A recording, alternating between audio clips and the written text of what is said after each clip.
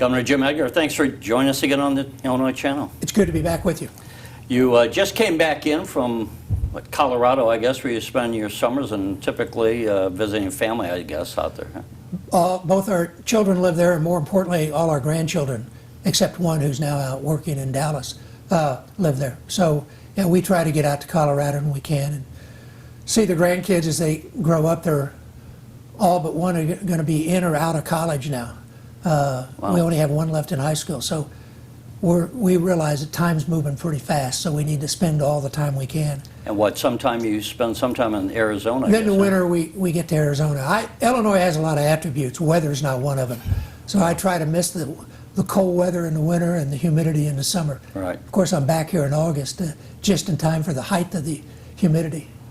You know, I remember once driving back, my former in-laws were in Colorado, and this nice dry temperature, and we stopped for gas driving overnight to get, and you're in Missouri, and it just hits you like a wet blanket when you're not used to it. No, that Colorado, I mean, I think I was 30 before I knew you could have 75-degree weather and not have humidity.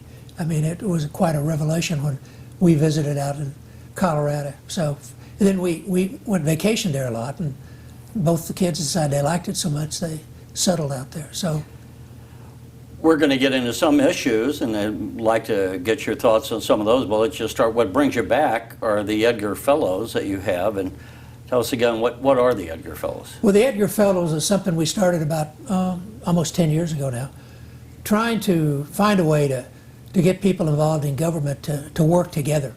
Whether you're a Republican or Democrat, whether you're from Chicago or downstate, we need to work together and find common ground and solve problems. That's what I had been taught when I came to the legislature as an intern 50-some years ago by Russ Arrington, who was the Senate leader. We're here to solve problems. We're not here for politics. Politics really ends after the day of the election. Now you've got to do something. And we weren't doing things. Things just weren't getting done. And I thought we needed to get some of the young and up-and-comers together to get to know each other, and also to understand they need to work together. And so that's kind of the theme of the Edgar Fellows, and we've had almost now 400 people go through the program. Wow. And many of them have moved up. I mean, Lieutenant Governor of the state is a former Edgar Fellow. We have a congressman, state treasurer is a former Edgar Fellow. Key members in both the House and the Senate are former Edgar Fellows. Some were in county government when they were in Edgar Fellows, now they're in state government. So, we've had a lot of people who have moved up, and I think it's had a positive impact. I know of cases where they work together.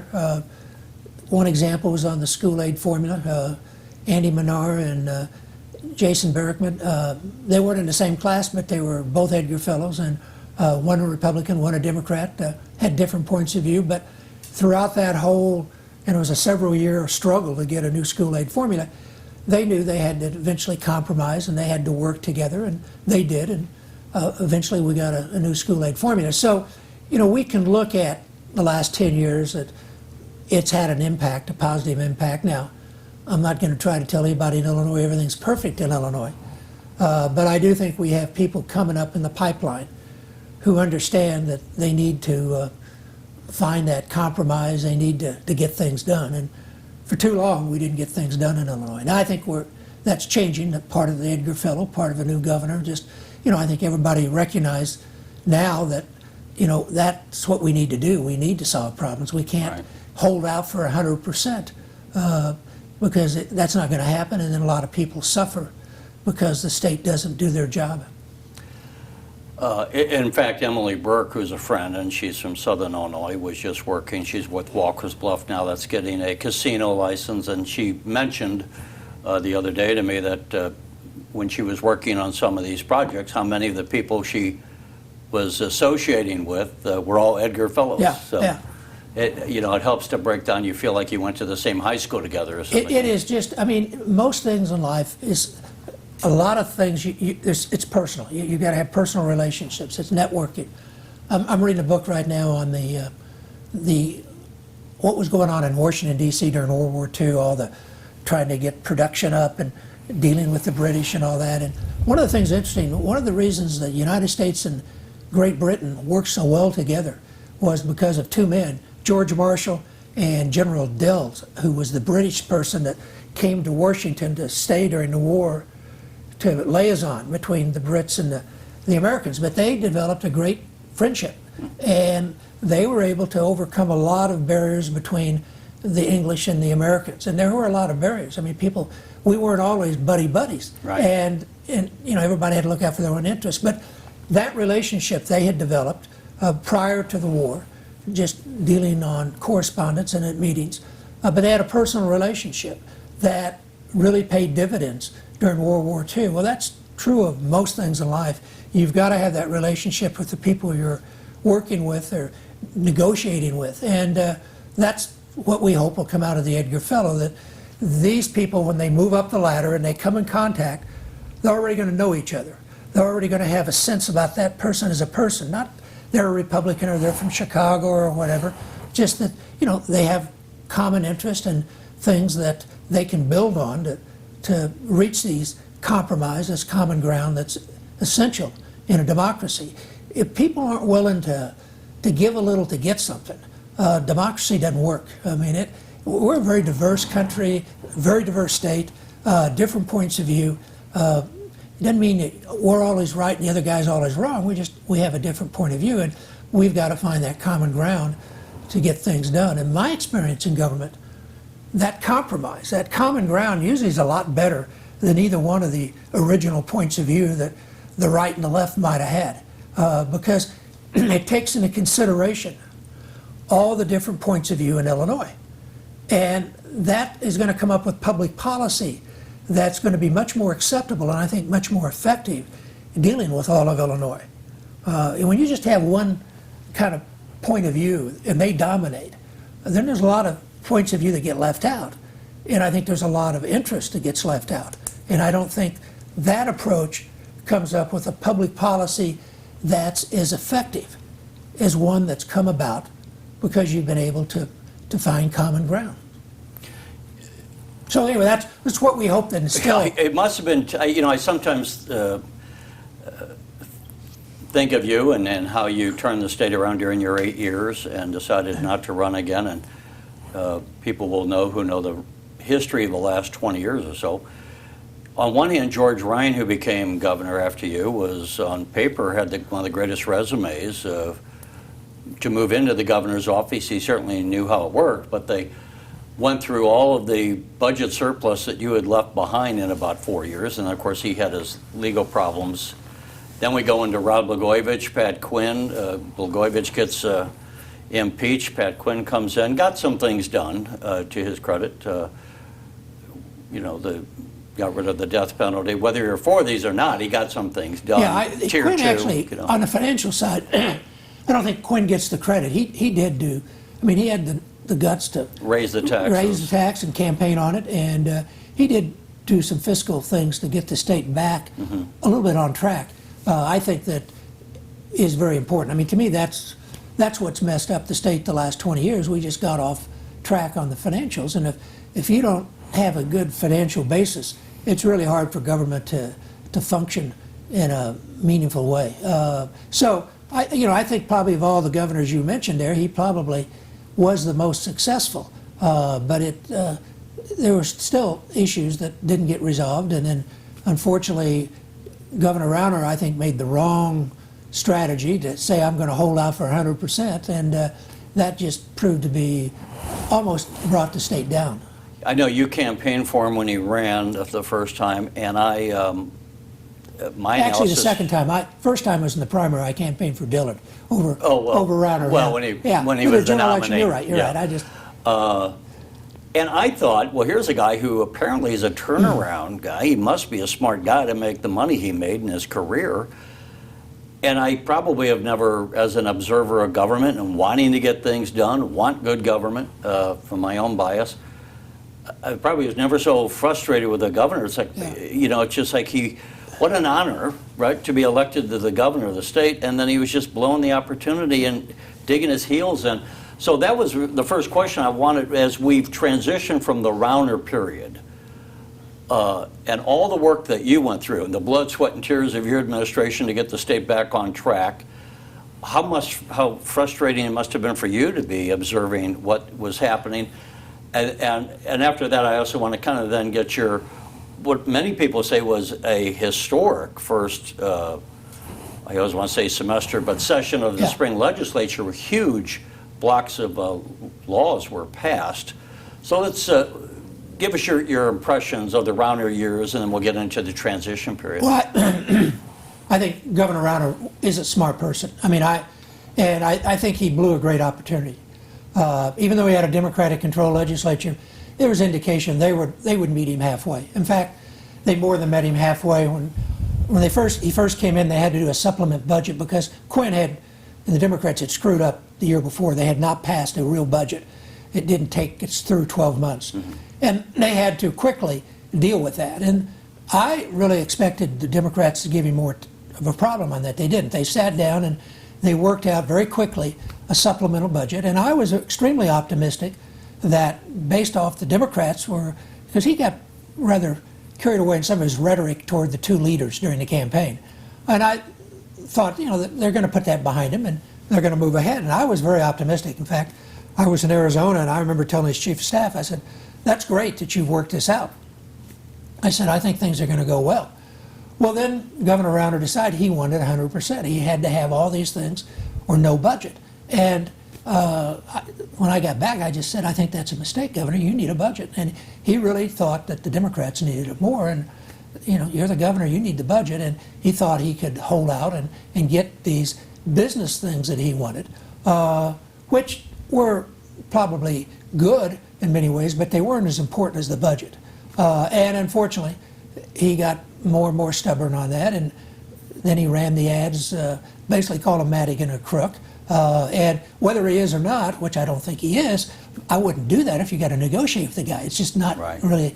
And so I think he missed an opportunity, and it's too bad, because I do think that there was a chance we could have continued progress in the state, but instead we took a big step backwards. And you know, I think that the voters showed that they didn't want that. They wanted something done in Springfield. They wanted people to solve problems. They didn't want somebody to hold out for 100%. Even though they might have agreed with 100%, they recognized that maybe if you can get 60% and get something done, you ought to do it. Right. And so I think he miscalculated. And also think one of the problems is that it's very difficult, and I think to some extent even George Ryan had a little bit of this problem. He never was in the governor's office. He was lieutenant governor, but he wasn't involved that much in what the governor was doing. What, but he was Speaker of the House. That's right, but that's the legislature. Lieutenant governor and Secretary of State. Yeah, but the thing is that he was not in the governor's. I mean, I have to say, of all the, and I had a pretty good resume. I was been a staffer for the legislature, then a legislator, and then I was aide to the governor and Secretary of State. The most important thing was aide to the governor, because I kind of have a sense of the executive branch and how it works. It's much different than the legislative branch. And I think and how so? I mean, I don't doubt it, but I mean... Well, you got to get things done, and you can't just talk. And you've got to implement, and we'll get into this talking about Governor Pritzker, but you know, passing a bill is the easy part, and that can be hard. But implementation is what makes a bill work.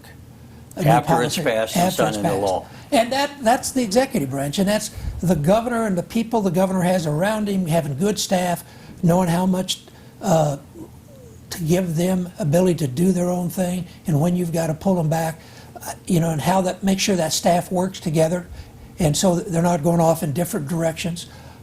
That's extremely important. And I think that also just having experience in politics. I mean, you can't separate government from politics. It's intertwined. And Governor Rauner, I think, had a problem. He started at the top. He'd never run for office, and he got to be governor. Well, you know, we have that in Washington right now, too. And I think it's good if you've had some experience. I kid about it. I think we ought to have a constitutional amendment. You can't be governor or you can't be president unless you lost an election. Because nothing makes you more humble than losing an election and make you realize you don't have all the answers. Even if you do, a lot of folks out there don't think you're that smart, and you need to understand that. And I think in some ways that's helped Governor Pritzker. he did lose Who's his first another one election. who's never held office. But he ran for office and lost. Right, what, for Congress? Congress in the primary. And again, now he also had been involved much more involved in day-to-day politics than Governor Rauner had been. Governor Rauner had written checks. Right. But he hadn't really been involved in politics. He's been involved in some not-for-profit groups that did important things like in education, but he wasn't involved in the nitty-gritty of politics. Pritzker had been, and I think that helped him in some ways, that Rauner, to understand that Rauner didn't understand. I want to move on to Pritzker soon, but you know, one of the things I hear about Governor Rauner, you know, being what I do, covering, you have private conversations with people and they'll tell you things confidentially, what's going on, somewhat behind the scenes, that when people tried to give Rauner advice, he just always thought he knew better and he wouldn't listen, even to his, you know, the people that wished him well, wanted him to succeed. When you were governor, I mean, how hard is it for the governor, who has the power to say, I'm the boss, I'm going to, you know, do it my way? How important is it for that person to be able to have people to say you're wrong, or, you know, and to listen to them, not just brush them off? Yeah, you come over and listen to my speech. I'll give you the Edgar Fellows. I tell them that's one of the key things of staffing, and you've got to have an atmosphere where your staff feels comfortable telling you you're wrong. If you don't, you're going to end up in trouble. I mean, that was part of George Ryan's problem. He wasn't real good. George, I've known George for years, never thought he would knowingly do anything illegal. But George, like a lot of us, we have pretty healthy egos in this business, not just in politics, I think in a few other businesses too. But you know, we don't want people to tell us we're wrong. We want people to tell us we're right. And I used to love when people would come and see me for the first 5 minutes, because I knew they were coming to get money and I didn't have any money. But for the first 5 minutes, they'd tell me what a wonderful job I was doing, what a great governor I am.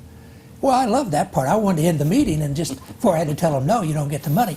But you have to have, your staff has to feel comfortable to tell you, Governor, you can't do that. And again, I think if you don't, then you do have a tendency to have people just tell you what you want to hear, and none of us are that smart. None of us are that knowledgeable that we're not going to make mistakes. And we need people around us to keep us from making big mistakes. And people always talk about, well, you didn't go to jail. And I said, well, I had people around me who would tell me when I was wrong. And, you know, I don't know if I was smart enough or just scared enough, I listened to him too. Yeah. I was going to say, you don't have a legal background. A lot of people Yeah. in politics are lawyers. Yeah. You know, sometimes someone wants to do something and it's illegal, but you don't know it's illegal. Yeah, it's yeah. not like you're trying to break the law. How do you also, hopefully you get that advice right? Well, you do. I mean, I get it. And that was one of the challenge, obstruction of justice. Mainly, you know something, you don't tell the law enforcement. Well, your initial, there's something you're questioning about, you just want it to go away. Right. I mean, you didn't do it. You didn't do with it, but you just don't want to deal with that issue. And you know, that would be my initial reaction is, oh, I don't have anything to do with that. I didn't do that. Let's just forget about that. Well, you can't. You have a responsibility to turn that information over. Unfortunately, I had people around me that understood that, and they told me, and I think that some of George Ryan's problems was, it wasn't so much he did things, though they got him on some things that I think are pretty minor, but the main things they were going after in these big things, I don't think he didn't have anything to do with them. I think he just wanted to go away, and he was, you know, and you can't sweep him under the rug because that's obstruction of justice. That's what got Richard Nixon. He didn't break into the Watergate. He didn't even know they were doing it. Right. He just tried to cover it up afterwards. And so a non-lawyer, I mean, I wasn't familiar with a lot of that stuff, and that's why you've got to have people around you. The other thing about your staff, you've got to have staff around you who knows more than you do about specific issues. If they don't know more than you do, they're not going to do you much good. And you've got to recognize they do know more than you, so you have to listen to them. Now, in the end, you're the governor. You've got to make the final call. And you might have two very bright staff people or cabinet officials who have different points of view. You've got to make the decision who's right and who's wrong, or how much you're going to split the baby. But you've got to listen to those people. And if you don't, then you're going to get in trouble. Because there's no way any individual can be governor or president and know all there is to know about doing their job. They've got to have people around them who know, at least on certain subjects, a lot more than the governor's going to know. But you've got to have the good sense to listen to them. But in the end, you've got to then make the final call. And, you know, I think sometimes we have people who are very bright, they get into high office, and they really think they do know it all. Or, you know, and I know from experience, we don't know it all. I'm going to guess that for a while you were talking to Governor Rauner, and that at a point you probably stopped talking to him. Yeah, we did. At what point did, I don't know which one of you threw in the towel. Well, I think maybe I kept threw it in early. It wasn't early. It was that first year. I'd gone to Arizona, but I talked to his chief of staff on a pretty regular basis. And toward the end, before I came back, I said, "What are you guys doing?" And he said, "Well, you know, he wants to." You know, this was driven by Rauner too. This was not driven by the staff. I mean, I could tell that. And came back and we had a dinner. They said, "Why don't you come over and have dinner?" This is in early June. The legislature had gone home. June, let's see, he came in at 15, I guess. Yeah, it was, and we came over and we had a nice dinner to match him. I talked about the budget because we didn't have a budget. And I said, "You got to have a budget." And he said, "Well, I really think they need it more than I do. And I've got to get these things, and I'm just going to hold out." And I said, "Well, I think that's a mistake. I mean, you've got to run the state." And I also said, you know, I'd urge you not to run the TV ads I hear you might be beginning to run on Madigan, because you got to deal with, you got to negotiate with him. And that doesn't set a good environment when you're trying to negotiate. I mean, if you had control of the legislature, if he'd had control of the legislature, I mean, he could have probably done some things like Pritzker was able to do. But when you don't have control of the legislature, you've got to be able to deal with who you have there. And, you know, that, unfortunately, and I just thought after that, we're kind of wasting both our times. Yeah, people would say to me, "Well, you know, he's going up against Mike Madigan, the Democrats." That's Jim Edgar went against Madigan, the Democrats. But Governor, you had maybe the Senate Republicans. No, I guess, didn't. I had Senate Republicans. Yeah, I did. I had all Democrats my first 2 years, and we got a lot done the first 2 years. I had all Republicans my fifth and sixth. But you didn't take a my way or the highway approach. And I have to say that sometimes, actually the easiest, the best, was we had a split legislature, because that way you didn't have to, you know, if you had just Republicans, they'd want to go off to the right. If you had the Democrats, they'd want to go off the left. If you had Republicans and Democrats, the two leaders, the Democratic leader and Republican leader, go back to their caucuses and say, "You know, I agree with you, but those crazy Republicans over in the Senate, we got to compromise. Or, you know, those crazy Democrats in the House, we got to compromise." So it gave the leaders a way, because they knew in the end they need to but they had their members, you know, and they get in those caucuses and they're dangerous. I mean, when they get in there and just talk among themselves, you know, they think they're all right and they're going to hold out for the world. And that's why, actually, when the legislature split, some ways, it's more, I think it's better government. Now, you can get a lot done if you've got your party in control and you all agree on the issues, as Governor Pritzker was able to do. Governor Pritzker, I think, had a very successful first session. I give him a lot of credit. He also had a Democratic-controlled legislature, right, and many of his successors were in longtime Democratic goals. I mean, there weren't too many things he did. The Democrats, it's like me going in trying to, when I told the Republicans, we're going to make the temporary tax permanent. That's not a normal Republican position. Mm-hmm. Now, Democrats, it's a little easier. Minimum wage, it's a lot easier to go to a Democratic-controlled legislature, say we're going to raise the minimum wage. Well, and that brings up a couple of things. So we get Rauner loss, and we move into the Pritzker era. I didn't know what to make of the man, Pritzker, although I think, like a lot of people, Rauner's not working, and we need a change. And many times in politics, people vote against someone rather than for someone. I think that was the case probably here. Yeah. And the other thing is, most every gubernatorial election, the incumbent governor is the issue. Right. Even if the governor's not running, it's an issue to the party. And Rauner was the issue. I don't think most people really, even after, you know, Pritzker spent billions, not billions, hundreds of millions. Yeah, something like 170 million. Yeah, people didn't still know it. By contrast, how much did you spend on your campaign? 20 million. 20 million? Which is a lot. I mean, going back 25-something years ago now. Yeah. 30. In about a week. It's the 30th anniversary the day I announced. Is that right? Yeah. 25 years ago, about 4 weeks ago, I was in the hospital having open heart surgery. So these are there's dates coming up right now that 30 and 25 are the dates in my mind. And 20 years ago, I left office. I mean, You're still staying away from hamburgers? nah, now they're all confused. They can't decide what does it and what doesn't. Yeah. I think not being governor probably is the best thing. It's probably more important than my diet. Yeah, I think that Rauner was definitely the issue, and they wanted to change. And but I do think in the first 6 months, and I always tell incoming governors, first 6 months are the most important, because that's when people get to know you. You might have won the election, but a lot of them are voting against the other guy. Mm-hmm. They don't really know you just from an election. They'll know you after you govern.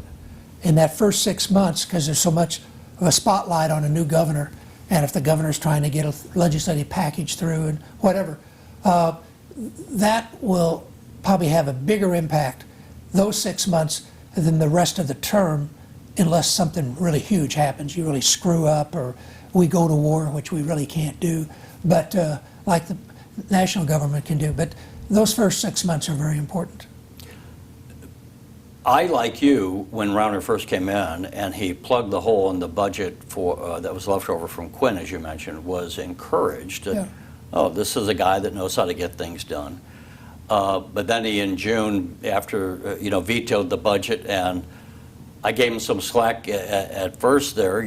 Said, well, he's trying to make changes, but obviously went off the tracks over the years. Now with Pritzker came in, and as I said, a lot of people, probably like me, I didn't know what to make of the man. And it's not to say when I say positive things about him that I'm endorsing all of his initiative. But I thought, frankly, in many ways, here's the first guy since Jim Edgar that seems to know how to be governor and get things done. And one of the things I found encouraging came like at the very end when I was just interviewing someone, and they were saying that Jim Durkin, the leader of the House Republicans, they had a 4-hour caucus on the second to last day. And Jim Durkin was trying to get the Republicans' votes, but to negotiate with Pritzker, the Democrats apparently in the legislature were saying, we're not going to give you these business reforms you want. The governor got involved and said, we'll give you these 6 reforms. Yeah. And so to me, well, that's encouraging. Yeah. I didn't know it. I mean, your read on that, but not just narrowly on that, but what do you make of what happened in this first Pritzker legislative session, which so many major bills moved? Well, after almost 20 years of stagnation, I mean, it was very, very encouraging to see things get done. Whether you agreed with the things or not, right, still things were happening. We didn't have gridlock. And I think, as I said earlier, the fact he had a Democratic-controlled legislature made it easier. It's not a slam dunk. I had a Republican legislature for 2 years, and we got a lot of things done. I can't say it was always easy.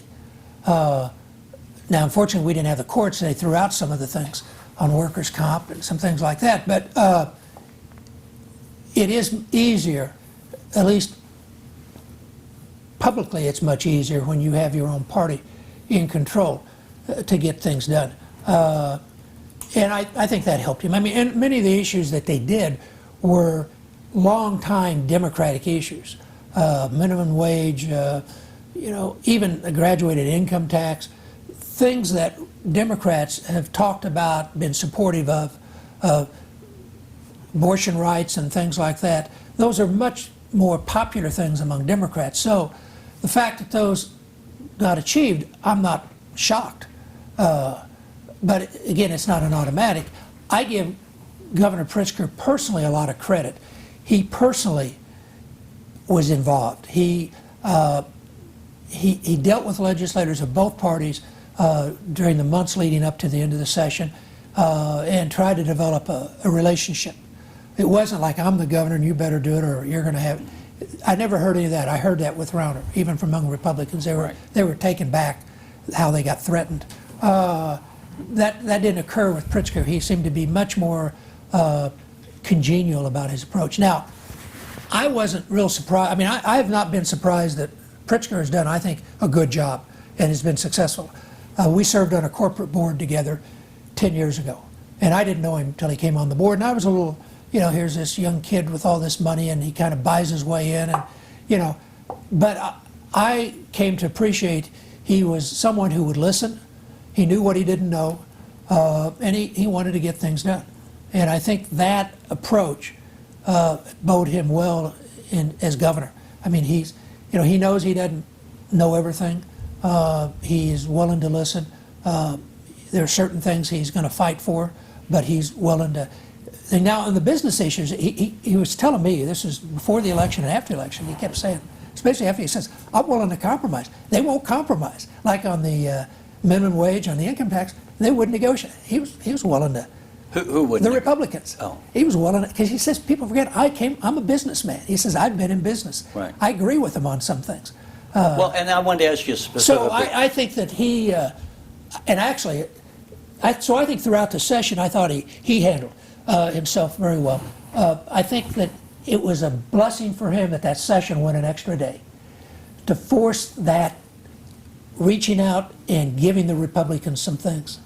That image is the most important image that come out of this session, I think, for him, is here is a governor who's willing to work with the other party and to come up with, find common ground. And I think that will do him more good. He goes into re-election than any of these bills that he passed. Those are going to make Democrats happy. They already were there. But I think his willingness and to demonstrate his willingness when he didn't really have to. I mean, they could have forced through a lot of those things just with Democratic votes, but that he was willing to give the Republicans some things to get their support.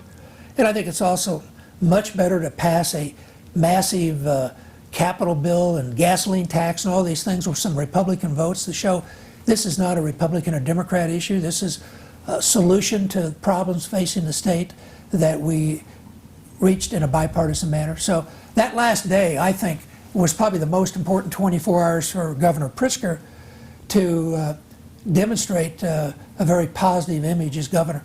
But I give him credit for knowing that and taking advantage of that opportunity. A lot of governors we've had wouldn't have done that. But I think he knew, and I think he genuinely wanted to show a bipartisan flavor. Now, when you have an overwhelming majority, you know, it's a little hard sometimes to get a bipartisan approach because your party says, why do we have to compromise? We've got all the votes, you know, and his base. You know, it is kind of, but that's why I go back. If you've got a split legislature, everybody knows you got to compromise to get anything done.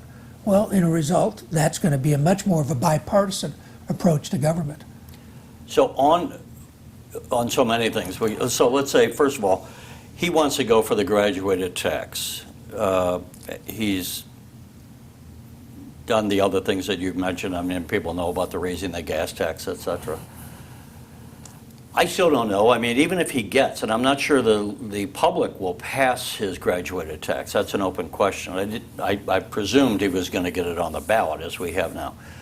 But even if he does, and even if he gets the $3.4 billion, and these projections are often off, that doesn't really get us out of the woods. And I sometimes wonder, how do you turn the state around? What do you got to do? And the other thing I guess I would fault him if I were to say out loud is just, where are the cuts? Where, you know, okay, a lot of people would agree you need more revenue. But out of now a $40 billion budget, is there no place where you can cut back on spending or, you know, take some off of here and rearrange it so you're spending it more efficiently? Yeah. Well, one of the things that's happened in the last 20 years, there's been a lot of, in government, not programs, but in government, there's been a lot of cuts.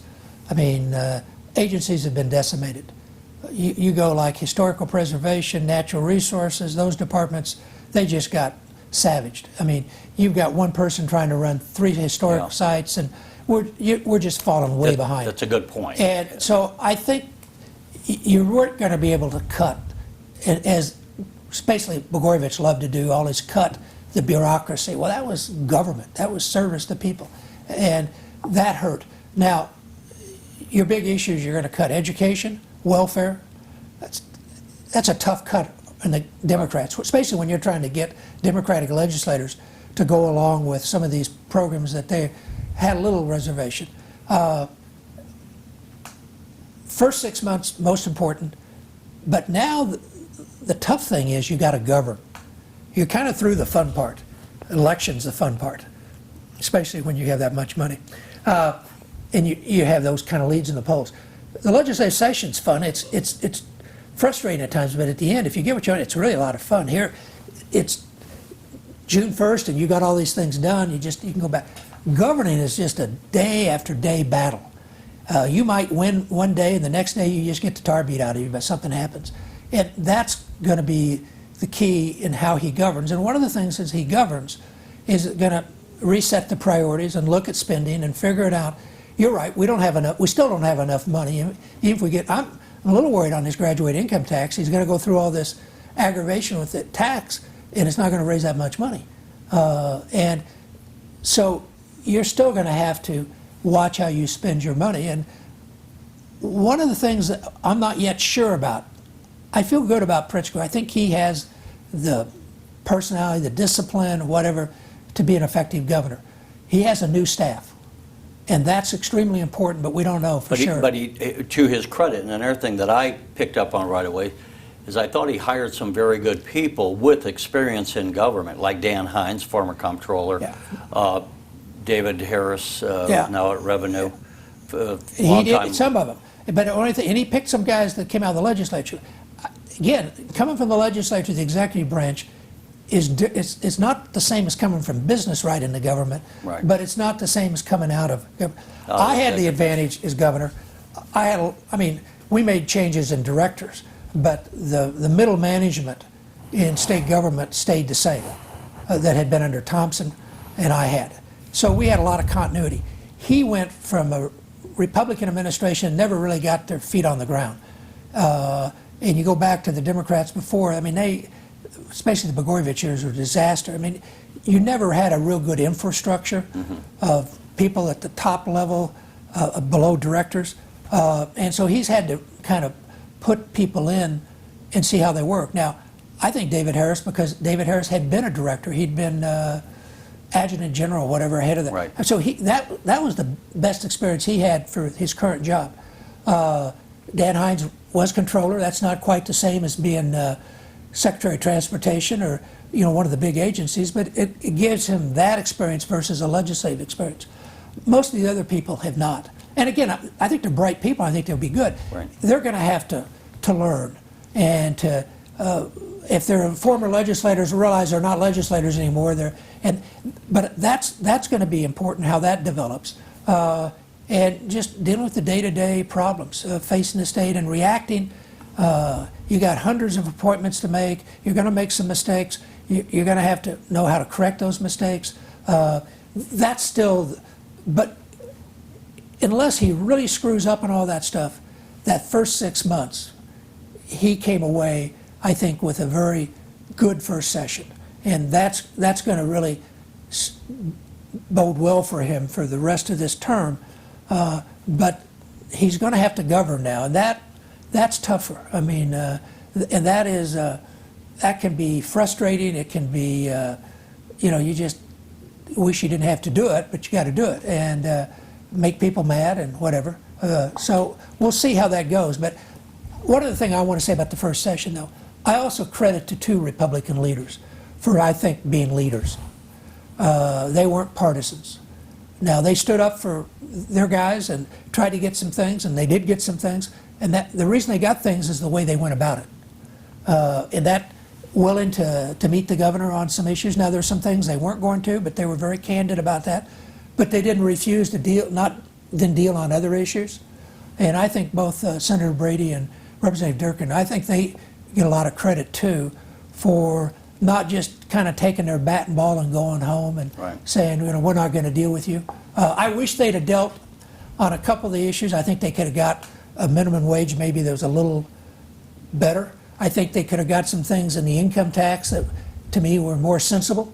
But overall, I think they were much better than we had seen in the past. And the partisanship that made it impossible to get anything done. I think Governor gets the most credit, but I think both Representative Durkins and Senator Brady get credit too for their willingness to try to, not just make the governor look bad all the time, which a lot of Republicans wanted to do. We see at the federal level all the time, both parties. And I think that was very encouraging, because it takes both parties. You can have a governor that wants to negotiate, like he wanted to negotiate, I think, on the minimum wage and on the tax thing. Republicans didn't want to. You got to have both sides want to negotiate to get that done. Well, I thought also it was interesting, right as they were closing down the House, Durkin spoke right before Madigan, and Durkin said he had been there, I think, I forget, the 20 years or 25 years, and they had never gone through a legislative session like this, and he meant it in a positive sense. So I do think that what I'm wondering is, as we go forward, now we go into an election year, I also thought the read was people on both sides. The Republicans were as frustrated by the Rauner years as the Democrats, and they just wanted to get something done. They wanted to get something done. So they were far more willing to work together to get things done. I don't know, hopefully, you know, the era of good feelings carries forward in a cooperative sense into next spring. We'll have to see. But given the fact that now they got something done, maybe they're not quite as frustrated as they were coming out of the Rauner years. And being an election year, we'll have to see what happens at that point. I wanted to use the minimum wage as one example, though. I often think that one of the problems with Illinois politics is we have so many people in the legislature from one corner of the state, 2/3 of the legislature from Chicagoland. And you go up to Chicago, and if you spend a couple of days up there, you start thinking the world is the state of Chicago. But we cannot have, which we now will have unless we change the law, a $15 an hour minimum wage in many of these small communities downstate. You don't have the population density for these small businesses to double their businesses to afford that. Yeah. So we're going to wipe out thousands of businesses. When we have that approach, not just to make it about the $15 an hour, but I'm using that as an example. How do you govern in Illinois when you have such a diversity? Chicago gets something like 55 million visitors a year through conferences and tourism that's come to spend their money. But Taylorville doesn't get that, Clinton doesn't get that, all these small communities. And for them to say they have to carry a $15 an hour minimum wage, the same as a Chicago, is an economic impossibility. And so just speak to that. How did you manage that? Maybe it wasn't as pronounced, or maybe it was, I don't know. Oh, I don't think we maybe had something like the minimum wage. I mean, I spent a lot of time refereeing between the suburbs. But I mean, just balancing those. And I always felt I was the balancer. I mean, I was the governor. I'm the governor for the entire state. Right. And there'd be days I'd go... And you were a downstater, which most haven't been, right? There were times I'd go into the meetings, and when the Democrats controlled the legislature, they wanted to just stick it to the suburbs. They never wanted to stick it to downstate, per se, because there were Democrats from downstate in the legislature. There weren't many suburban Democrats then. And I used to tell them, no, you're not going to do that. I'm going to veto it, and you can't override me. And so then, when I had a Republican-controlled legislature, they wanted to stick it to Chicago. They wanted to take away the Chicago schools and the airport. I said, well, you're not going to take away the airport, and I don't want the Chicago schools. I mean, we're not taking those over. And I had to protect the city. I mean, Daley never gave me any credit for it, but I mean, it's like when the city council, I think it was a terrible thing they did. They passed this huge pay raise after they were elected, before they were sworn in. Mm-hmm. I mean, it doubled their salaries. The mayor's salary, I forget what it went from, $70,000 to $150,000, something like that, in the aldermen. But they did it, and they were a home rule unit, and they did it. Well, the legislature, the Republicans were mad over something about the airport, so they passed a bill to retract that pay raise to Chicago, which was clear. I vetoed it. I said, no. I said, I think they made a mistake, but that's their business. We're not going to tell them. And so then I can remember when we were doing, we had a Republican and Democrat split. We were doing school funding. And we were going to create for the first time the school building program. And they had a formula. They wanted that everybody would have to come up with 50%. Where a lot of downstate school districts couldn't come up with 50%. They were so poor. Mm-hmm. I said, no, we're going to have a sliding scale. We're going to, on the wealth of the district, it's going to be like the school aid formula. We're not going to have an audit, because if we do that, all the money's going to go to the suburbs and the city. And I said, downstate's going to lose out. And I said, I'm the downstater today, and so I would, from meeting to meeting, as governor, I'd try to provide the balance to make sure that and we got 3 states. It's the city and the suburbs, and that suburbs is where all the money and all the power is. And then, Is that still true? oh yeah. Well, politically, you may say it's not because of but they have made gains in the suburbs. It's why they have such a large majority in the legislature. Right.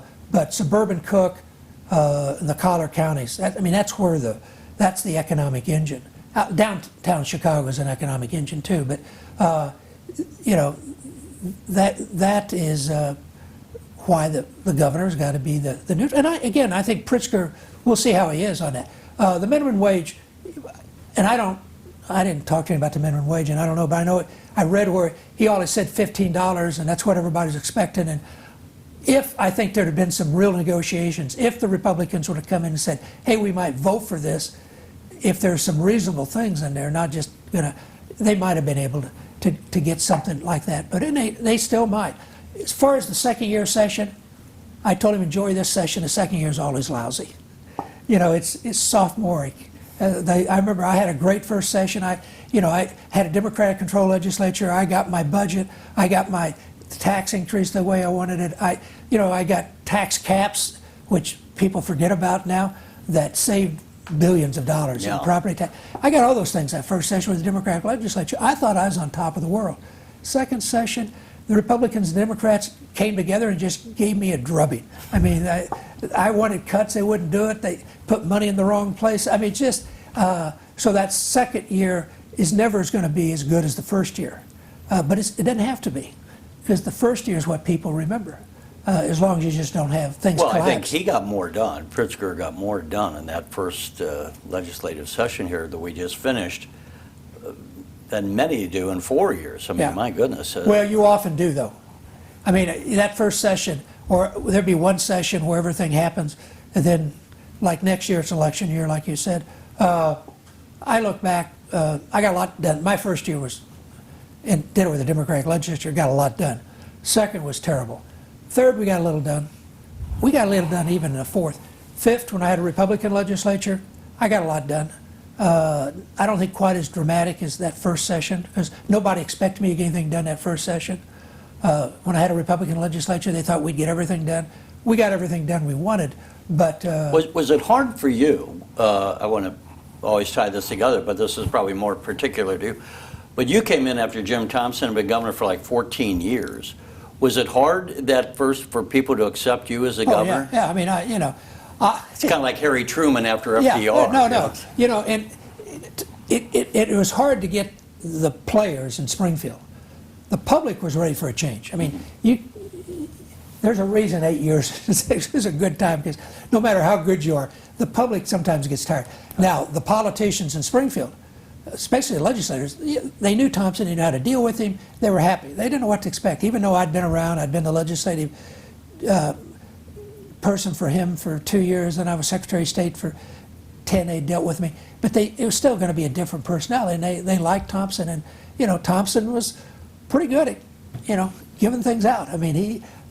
Phil Rock and him would sit down, they always talk about with a bottle of, I don't know if it was Jack Daniels or what it was, and they'd work things out. Well, the trouble was it usually kind of lifted the cost a little bit, but that was a different person. I was a different person. I didn't drink. I cut out the booze in the mansion. That sent him up the wall right away, and I got to bed a lot sooner. But it was different. And so when you follow somebody like Thompson, but in some ways the expectations were pretty low, because I barely won too. That's the other thing. People forget. Now, it wasn't as close as the election Thompson had for re-election one time, but his first term, he had a huge margin when he first won. I just barely won. And so you go in there and you have the other parties in control of the legislature, you don't have a mandate. And Madigan won, he kind of wanted to teach me a lesson. I got that word back. And so it was tough, but in the end, I think people were surprised. We actually cut spending. We held, we got through the worst part of the recession, and I think people were pleasantly surprised. So, but it was I'll never forget I think it was the first St. Patrick's Day parade, and Thompson was walking by. He got in it, and the press played up the fact, even though he's not governor, he's still in the parade, still popular, and that.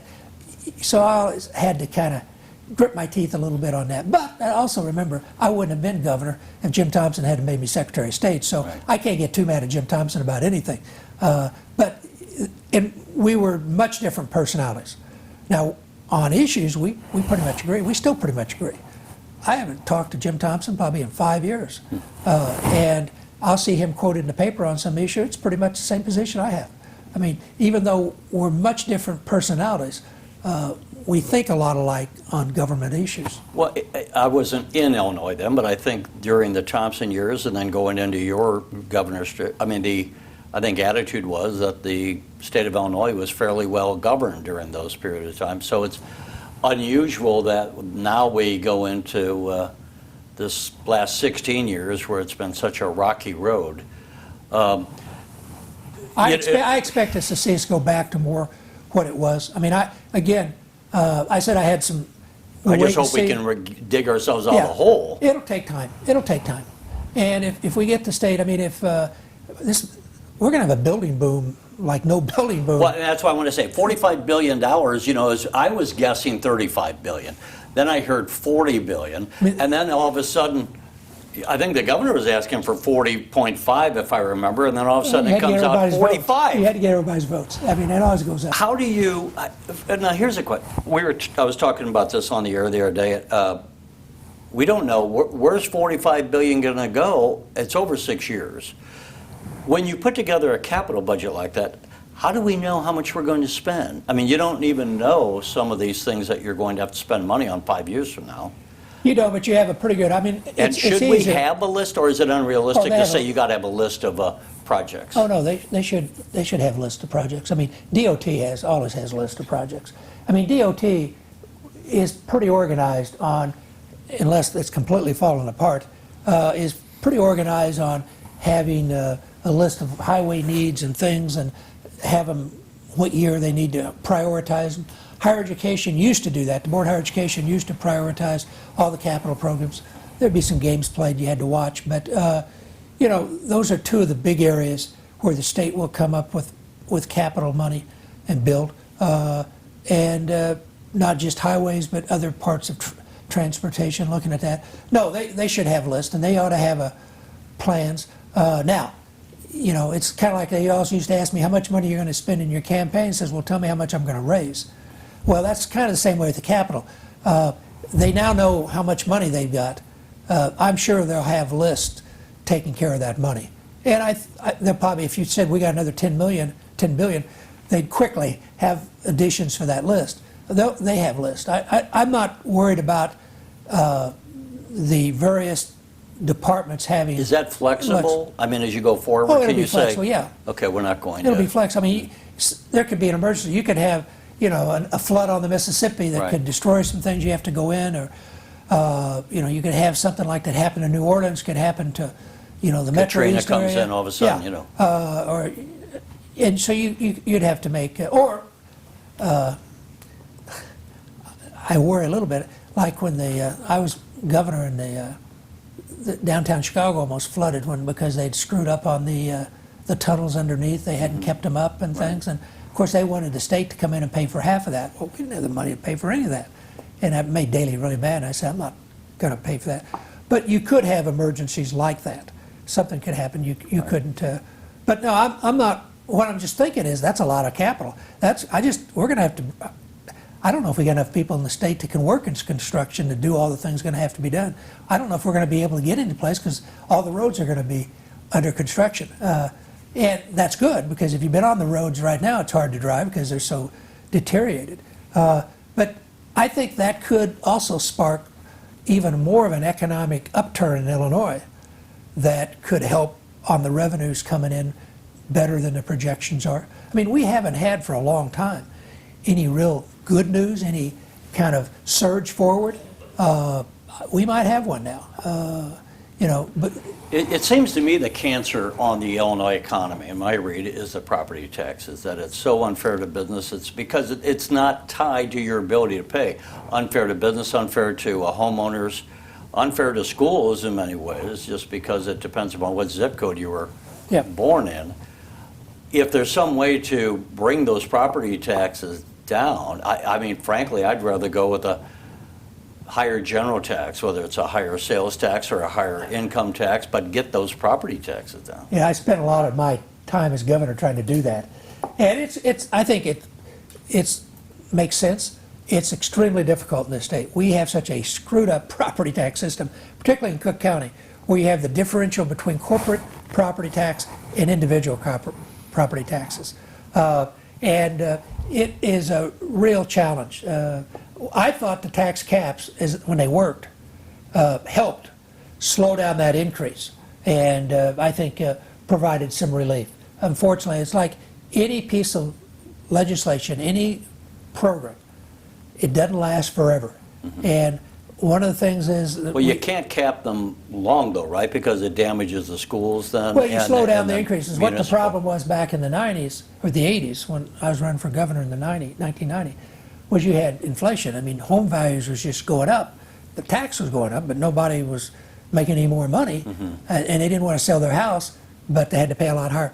And if you put that cap on, it really was slowed down the increase. It only could go up less than 3% a year, or cost of living, whichever was less. And this is a good example. I'll go back about compromise. I put that bill in.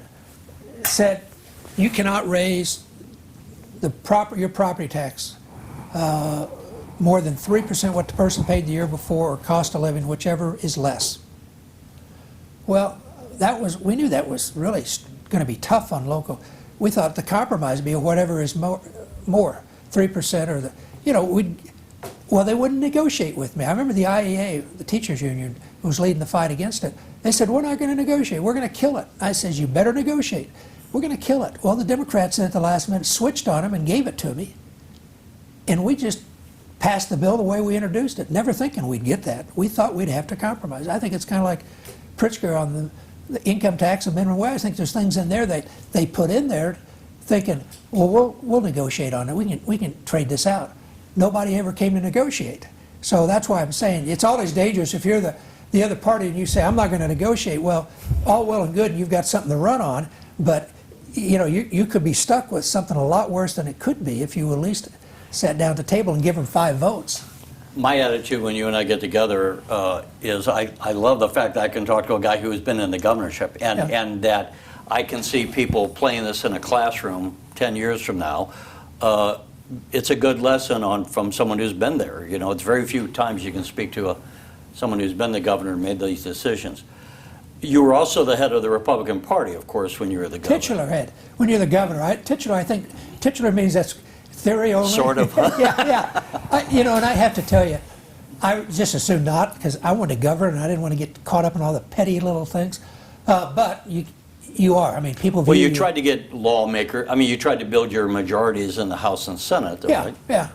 Yeah. Though I have to say that, as I said, I think the split legislature turned out to be pretty good.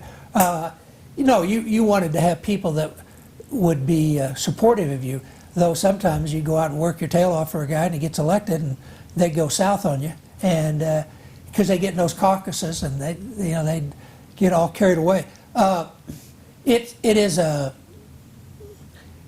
the important thing was you wanted the party not to be an impediment. You didn't want the party something to happen in the party that was going to take up all your time and you'd have to use all your chips to try to get, because people would say, well, you're a Republican and this Republican Party stands for this, and that means you stand. Well, Republicans all have different points of view, just like Democrats do. And, I was pro-choice, which is very unusual among Republicans. I ran when I ran for governor, making a temporary tax permanent, which was very unusual. And so there were certain issues that I was a delegate to the National Convention for 20-some years. I never voted for the platform. I always left the room when the platform, so I could say I was out of the, Thompson did the same thing. We were out of the room.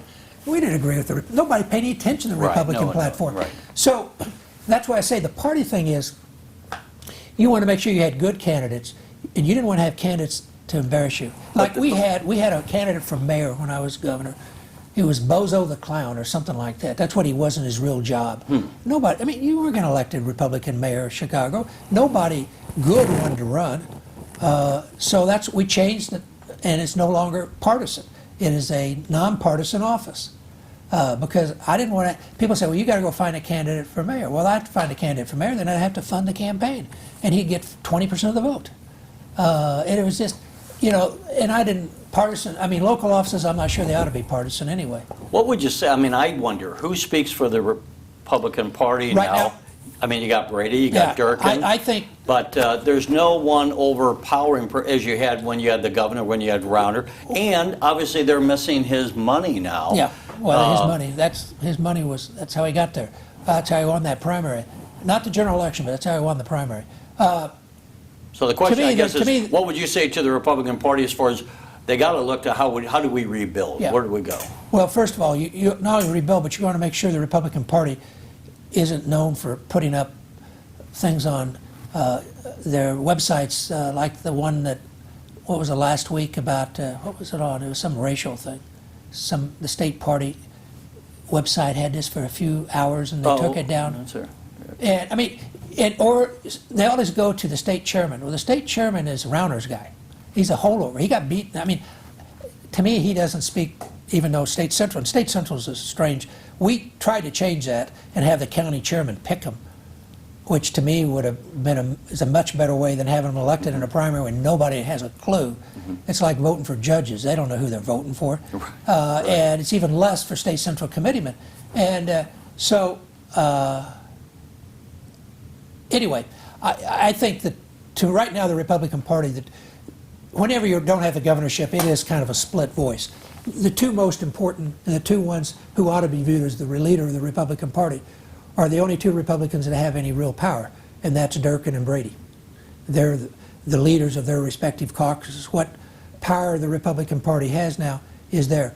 You know, I would say they probably ought to put together an advisory committee and have, you know, chairman of the county board in DePage County, Cronin, and some people like that that hold office of major importance. There are probably some other county board chairmen.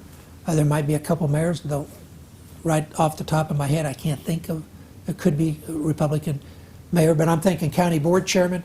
That's a partisan office. And then the two leaders in the House and the Senate, some kind of a committee. Now, the current state party chairman, and I don't know him. Tim Schneider. Yeah, he came with Rauner. I never knew him. But I think the problem is he's Rauner's person, and I think that's passed. Now, if he stepped down, would the substitute be some far-right winger, is what I've heard.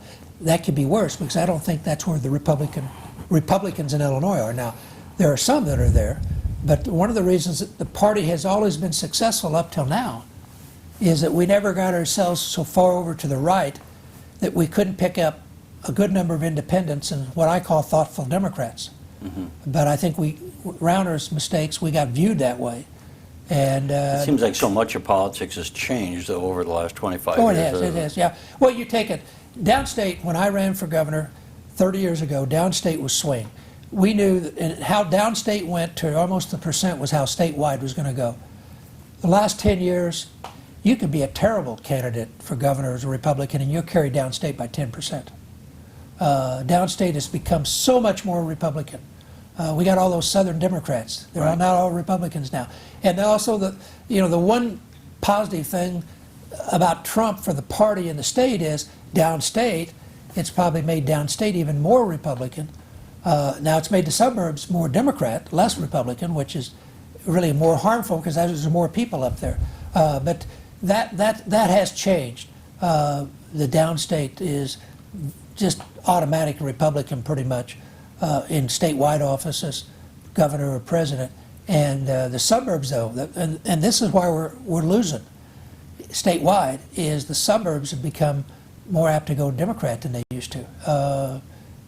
That was the strength of the Republican Party. Well, the Illinois Channel is going to be paying close attention to the 6th congressional district that's now held by Congressman Sean Casten, and that was held by Republicans for decades with forgetting the previous hero, but it was Henry Hyde's Oh, okay, it was seat yeah. in the kind of the northwest suburbs there, and it was long time Republican. That's So where you have Ives. Roscombe, and- it was Roscombe. you have know, Ives and you have the Hyde. former lieutenant governor, Rauner's lieutenant governor. Right. Yeah, running. Sanguinetti versus Ives. So Yeah. for the nomination, Yeah, and then yeah. we'll go for Yeah. against Caston. So we'll have to see. That's if as far as the Republicans nationally trying to take back the other House. congressional seat up there, I think, could be even more interesting. I think the 14th. The one that, who all you've got? You've got Senator, she's running, and Republican. Well, Oberweis is running along Yeah. with Sue. Yeah. I'm always dropping I take names. it she has the best chance of being the nominee, I would think, and be the toughest in the fall, I think. And that'd be an interesting race too. And that was a closer one. Yeah. The 6 where Ives and Sanguinetti are running, Yeah. that Caston won by 22,000 See, I think the votes. problem up there, Republicans going to have to not scare a lot of voters, because a lot of non-Republican voters to win those seats. And you're going to have to win back a lot of moderate Republicans. And that's the thing that hurts when Trump's on the ballot up there. That doesn't play well. And unless the Democrats, now that's the other national, if the Democrats go off way to the left and nominate somebody to the left, then the suburbs may not be as lost to the Republicans as they could be if the Democrats nominate somebody that doesn't scare the moderate Republicans off, that probably voted for Hillary last time and would vote for a Democrat this time. I don't even know who the Republicans would run for governor. I mean, that's 3 years away, but so unless one of the legislative leaders want to or something, I mean, I don't know. suppose you could always have- There's You know, no there farm are times team. where There's no farm team. When you ran Yeah. your second time and you had Don Clark Netsch, I mean, I wasn't in the state then, but still, when I look at this, to me, that was a race where people on the Democratic side probably felt you were going to win re-election, and they didn't have the strongest candidate to run against Well, you. she won their three-way primary. I mean, it was a pretty. The guy they originally thought was the county board chairman up there, and he didn't do well. I mean, he screwed up as county board chairman and didn't do well in the election. And of course, you had Roland Burris, who was always running, and then you had Don Clark Netsch, and it was actually she was third until she ran the ad about she was going to raise income tax, lower property, and she did the pool. I mean that, and it was close enough. And this other guy just kind of Madigan. It was Madigan's guy. He just disintegrated, and he finished third. And then Burris, of course, got his usual about 32% of the vote, and then Netsch came up and won that. I told Netsch, I tried to talk Netsch when she told me she was going to run. I said, "Why don't you run for attorney general?" I said, "You're not going to beat me." I said, "I looked at my numbers. People, they don't throw a governor out unless they're just really down. I mean, Right. if you're," and I said, "My numbers are good." And she said, "Oh, this, I want to do it." And I said, "Okay." And, but that just wasn't going to happen that year. That was We've gone a long time. Let me ask you one last question. So you're living most of the year in either two other states, Colorado or Arizona. Do you sometimes... But I pay more property tax in Illinois. You're back to property tax. I pay. Do you still have property here? I have my house. And I got a farm, too. And so the question would be, sometimes I wonder, do you almost feel like now you have a different reality? When you moved from a different state, it's like you're wrapped up in whatever other state you're living in, but you sometimes almost like like a dream that you were once the governor. Well, and the other thing is, why, to your credit, I mean, these other governors, former governors, I mean, they're not doing the Edgar Fellows or that kind of thing that I can see. You're still engaged. You're still trying to be involved in your own way in public policy in Illinois, which, again, I think is a very good thing. And it's not just a Republican school. You get Democrats and Republicans. You got a number of lawmakers in this new class from both parties. Why do you do it? Why do you have the this is Edgar my Fellows? life. Why do you keep your hands I involved? mean, my whole life was in government and, trying to make government work better. I still have dreams at night that I lost the gubernatorial race, or I have dreams that something's happened. I mean, it's been 30 years ago since I ran the first time. It's been 20 years since I've been governor. I still have dreams about that stuff all the time. I have a pretty healthy ego, and I like to be involved. Now, I don't want to run for office. I don't really want to serve on any boards anymore. I try to get off those. But I always happy to offer my opinion. I still, people say, are you going to keep a place in Illinois? I mean, you got a nice place in Arizona and Colorado, and you like that out there? And I said, yeah, I always have a place in Illinois. Illinois is where I'm from. I wasn't governor of Arizona. I wasn't governor of Colorado. It is interesting. I do watch, and I got to say, Arizona to me is the extreme to the bad. Colorado's pretty good. Colorado actually has done pretty well the way it's run. I'm really surprised in the Democratic for President Hippenluker. I think it was a good governor. He was a good mayor of Denver. He's a moderate. I mean, to me, he's ideal. He's going to have to drop out because he can't get any support. He's too dull. I mean, yeah, he's dull. He gets things done. And he's not maybe great one-liners. And that's the other thing that drives me nuts on this presidential. It's all in these debates that you get a one-liner in because you don't have much time. They're just not. I meant to ask you earlier, so let me insert this. Because you've been out in Colorado, on the passing of the marijuana, recreational marijuana here in Illinois, what do you make of that, given the experience that you've seen it in Colorado? It hasn't really caused all the horrors that some people thought it would. I can tell in Colorado. It has raised real estate prices because, the feds won't let them put money in a lot of things, banks and things, so they go buy houses with it, and property values have gone up, especially in the mountains. I asked my son and daughter-in-law, who their kids are now pretty much out of high school. They are out of high school now, but what effect that had. And they said, well, they were against it, but they haven't seen any major changes or huge problems from having that at all. Kids say they might smell a little more marijuana in the locker rooms, but they just don't.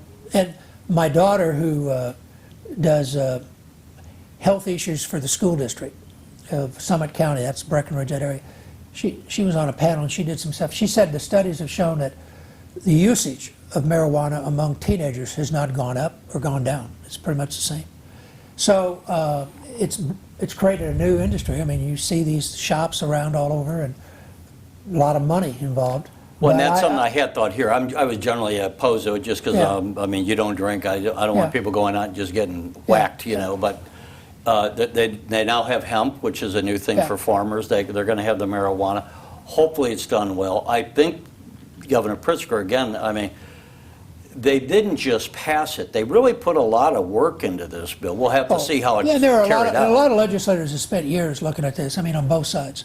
And again, now, Colorado is a different state than Illinois, but I don't see any huge problems since they've had it that I'm aware of. And again, I don't spend a lot of time delving into what's going on in government. I try to forget government. I look at Capital Facts every morning on the line, and I look at Politico, Illinois, Politico.